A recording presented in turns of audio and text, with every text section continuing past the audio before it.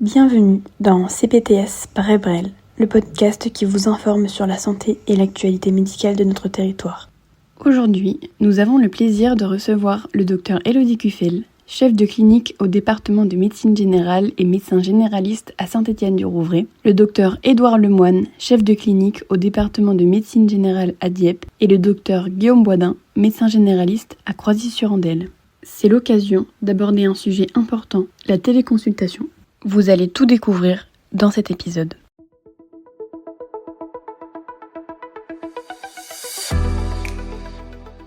Bonjour Dr Boisdin, merci d'avoir accepté de participer à ces vidéos sur la télémédecine et la télésanté de manière générale.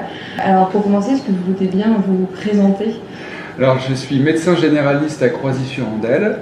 J'exerce depuis 15 ans dans mon cabinet, une maison de santé. Merci beaucoup. Donc moi je suis Élodie Cuffel, je suis chef de clinique au département de médecine générale et médecin généraliste à Saint-Étienne-du-Rouvray depuis 3 ans.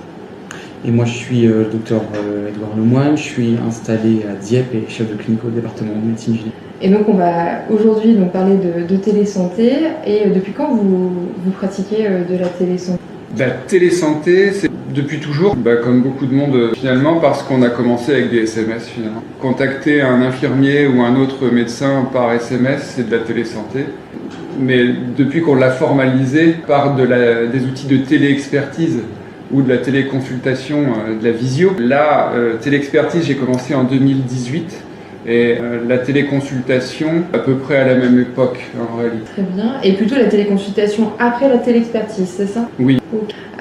Qu'est-ce qui vous a motivé, finalement, à pratiquer de la téléconsultation ? Le fait d'être à la campagne, on a des visites qui sont plus contraignantes qu'en ville. Alors, j'ai remplacé en ville avant de m'installer à la campagne. Et c'est vrai que si on peut réduire ce nombre de visites, clairement, c'était l'objectif numéro 1. Donc, à partir de ce moment-là, si les gens pouvaient me contacter directement sur certains types de consultations qu'on va aborder après, ou bien même de la téléconsultation assistée par une infirmière qui passe tous les jours au domicile du patient, on a tout à gagner. Et d'ailleurs, l'histoire prouvera que j'ai divisé par 5 mon nombre de visites. Donc plutôt pour faciliter l'organisation et gagner du temps sur les visites à domicile. Vraiment, du temps, du confort. Comment la téléconsultation a-t-elle modifié votre manière de pratiquer la médecine générale ? Elle l'a modifié, donc déjà comme je le disais, sur le nombre de visites à domicile, et puis au niveau des motifs. On est quasiment écolo quoi, en faisant de la téléconsulte, parce que je vais prescrire une IRM du genou pour une entorse. Quel intérêt a le patient, je l'ai examiné, de revenir me déposer son résultat d'examen, sachant que je peux tout avoir comme ça. C'est d'abord comme ça que j'ai utilisé la téléconsultation. Et qui décide de la téléconsultation ? Est-ce que c'est le patient qui peut prendre rendez-vous ou bien est-ce que c'est vous qui décidez d'organiser une téléconsultation ? Alors ça, au début, il y avait une grande méfiance. On s'est dit, est-ce qu'il faut laisser les créneaux de téléconsultation en ligne sur l'agenda électronique ? Je me suis dit, bon allez, on tente, on verra. Alors c'est marrant parce qu'on n'était pas tous d'accord dans le cabinet au sein du groupe. Il y en a d'autres, ils se sont mis à la téléconsultation il y a peu de temps, chacun son rythme. Et en réalité, les gens sont respectueux, ils font pas n'importe quoi, ils ont du bon sens quand même. Enfin, peut-être que dans le pays de Bray, on a plus de bon sens que dans certains endroits, mais en tout cas, ça marche. Combien de consultations vous faites par jour en téléconsultation ? Ou par semaine, par mois ? Par jour, je suis à 2-3 par jour. Oui, hier, j'en ai eu 3. Est-ce qu'il y a des patients que vous ne voyez que en téléconsultation ? Non, jamais. Ça, vraiment, je refuse ça. Ce qui me pose problème avec les étudiants qui vont étudier dans d'autres villes, qui veulent garder le contact, quand je vois que ça fait 3 fois, moi c'est 4 fois de suite une téléconsultation sans voir le patient. Et je dis non, stop, faut trouver une autre solution, c'est trop. On parlait des patients, donc ils étaient plutôt raisonnables, qui prenaient les téléconsultations pour les bons motifs. Et du coup, quels sont les motifs les plus pertinents pour réaliser des téléconsultations ? Et à contrario, quels motifs vous semblent pas du tout adaptés pour la téléconsultation ? Les plus pertinents, c'est la psychiatrie. Vraiment, le suivi psychiatrique, les sevrages tabagiques et les résultats d'examen. Les prolongations d'arrêt de travail dans le cas de maladies longues, etc. Quelqu'un qui s'est fait opérer d'une arthrodèse, qui n'a pas le droit de conduire, le médecin, le chirurgien n'a pas fait la prolongation, n'a pas fait l'arrêt de travail, je ne sais pas pour quelle raison. Est-ce qu'il faut le déplacer, sachant qu'il est contre-indiqué à la voiture? Après, finalement, je me rends compte que tel que j'utilise la téléconsultation, c'est l'inverse de ce qui est proposé dans les cabines de téléconsultation. Est-ce qu'ils font quoi dans les cabines de téléconsultation finalement? Ils y vont pour une angine ou pour de l'aigu, en fait. Et finalement, moi je préfère examiner l'aigu. Oui, c'est ça. Dans les soins non programmés, finalement, tout ce qui est aigu, les infections, ça paraît un peu moins pertinent parce que l'examen physique fait entièrement partie du raisonnement clinique, alors que finalement, pour tout ce qui est suivi de pathologie stable, ça a toute sa place et même ça permet d'optimiser les soins. Il m'arrive d'avoir des cystites chez des personnes qui ne veulent pas s'arrêter de travailler, qui sont sur leur lieu de travail. Et là, c'est tout bénef. Sur le midi, je connais la patiente, je connais ses antécédents, j'ai confiance, voilà. Oui. Et puis là, on peut dérouler l'interrogatoire, même sans bandelettes urinaires. Ouais. Et du coup, est-ce qu'il peut arriver d'avoir des patients qui, au bout de la téléconsultation, vous avez un doute et vous souhaitez les revoir en présentiel, et comment vous organisez pour revoir en urgence ou en semi-urgence ces patients en présentiel au cabinet? Alors, ça arrive rarement, étant donné que je vois peu d'aigus, mais lorsque ça m'arrive de voir de l'aigu comme ça, parce que ça arrive quand même, je veux dire, qu'est-ce que j'ai eu j'ai eu une assistante maternelle qui était coincée avec toute une troupe à la maison. Il fallait la recevoir, quoi. Il fallait trouver une solution pour aussi désamorcer la problématique de la secrétaire qui s'en sortait pas.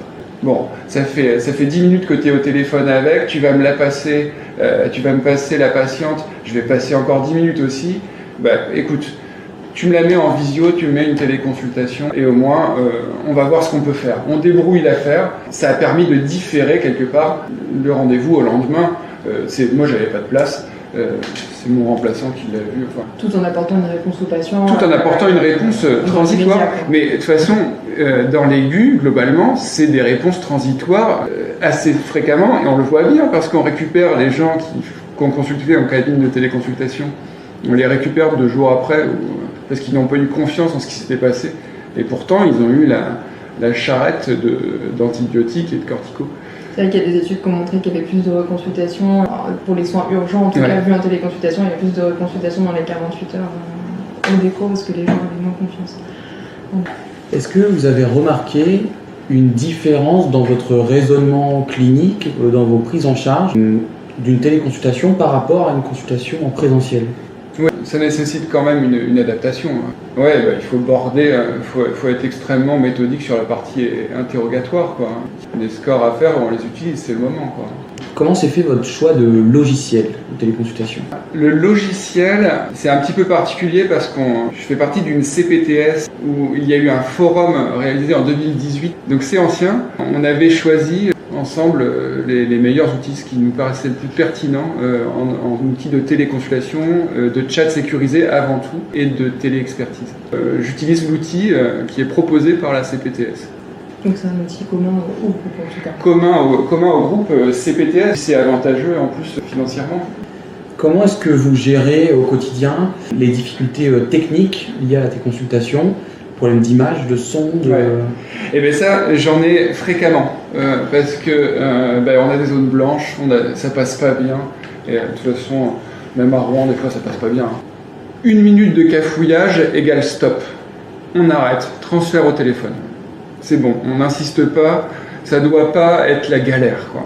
Et si on se rend compte que l'image était indispensable, dans ce cas-là, on transfère en visuel, on donne un rendez-vous, on trouve quelque chose, mais sinon, faut pas se casser la tête et passer trop de temps sur la technique. C'est pas grave, les gens comprennent, et ils vont être soulagés de leur côté, de se dire, il y a eu un transfert. Par contre, on le trace bien, je le trace bien dans le dossier, je le note. Problème technique. Mais à partir du moment où on est équipé et qu'on a essayé, c'est le principal. Comment les patients ont réagi face à l'utilisation de ce nouvel outil? La réaction était bonne, hein, parce que c'est un médecin qui s'adapte à son temps, quoi, en fait. Sinon, c'est le chauffeur de taxi qui va manifester tous les week-ends contre Uber. Et voilà, je veux dire, si on n'a pas de solution alternative à proposer aux cabines de téléconsulte ou aux gros groupes de téléconsulte, alors que c'est quand même le médecin traitant qui est le mieux placé pour réaliser ces consultations. Oui, c'est une demande fréquente hein, aussi. Il y a des patients qui demandent est-ce que vous faites de la téléconsultation. Enfin, je ne sais pas pour vous, mais en tout cas de mon côté, c'est une demande quand même assez fréquente. Parce que ça répond, j'imagine, à un besoin pour eux. Parce que... parce qu'il n'y a aucune téléconsultation qui n'est pas justifiée, en tout cas moi dans ma pratique, c'est ce que je ressens. C'est plutôt des jeunes qui sont satisfaits ou même des personnes un peu plus âgées Sincèrement, oui, le profil est jeune, c'est clair. Le plus friand, ça va être l'étudiant, mais quand même, les grands-mères s'y mettent bien. Et puis les actifs. Comment la téléconsultation, ça modifie la communication et la relation de manière générale avec le patient? Pendant la téléconsultation? Oui, pendant la téléconsultation. Au niveau relationnel, ça nécessite une certaine adaptation quand même, une certaine formation pour justement pas modifier cette interaction avec le patient, ce lien. On ne regarde pas les yeux du patient, on regarde la caméra. Il ne faut pas oublier de raccrocher la caméra de temps en temps. Et c'est ça qui est ça s'apprend. Faut avoir une caméra bien placée aussi. Donc, je m'arrange pour mettre mon image du patient sous la caméra. Si je veux travailler en même temps et remplir le dossier. Ou bien sinon, on a un support externe pour poser le téléphone, si on fait depuis le téléphone. Et pas mettre le téléphone collé au clavier pour pas que ça fasse clac clac clac clac clac clac comme ça. C'est des petits soins à apporter pour conserver une qualité d'entretien. Et réellement, ce qui se passe en psychiatrie, c'est presque plus fort qu'en présentiel. J'ai des gens qui se sont livrés davantage que s'ils avaient été devant moi parce qu'ils sont protégés par leur écran et ils ont réussi à lâcher plein de choses qu'ils n'auraient pas lâchées autrement. Et pour la psy, je trouve ça hyper intéressant. Et il y a longtemps qu'ils le savent, les psychiatres. Et il y a longtemps qu'ils pratiquent la téléconsultation. Et c'est intéressant aussi. Ouais, ça leur permet peut-être de se livrer parce qu'ils n'ont pas de contact visuel direct avec la personne. Physiquement, la personne est dans un milieu qu'elle connaît. Elle est chez elle. Elle est rassurée. Voilà, elle est dans son environnement à elle. Elle n'a pas eu à subir la salle d'attente avant. Elle n'a pas l'attente. Ça marche bien. Bien. Merci, Dr Boisdin, pour vos réponses.